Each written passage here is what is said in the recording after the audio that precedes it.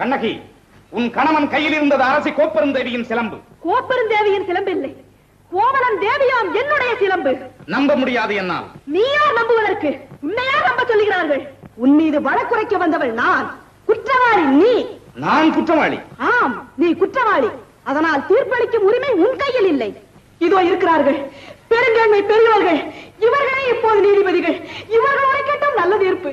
ஆண்டோர்களே, அறிவுமிகு ஆட்பெரும் படை கொண்டவன் பாண்டியன் என்பதற்காக நீதியின் பாதையை வளைக்காமல் ஆரிய படை கடந்தான், அவனையெல்லாம் புகழ் பெற்றான் என்ற கீர்த்தி திரையால் அவன் செய்த குற்றத்தை மறைத்து விடாமல், தாய் மேல் ஆணையாக, தமிழ் மேல் ஆணையாக, தாயகத்து மக்கள் மேல் ஆணையாக தீர்ப்பு கூறுங்கள், நல்ல தீர்ப்பு கூறுங்கள்.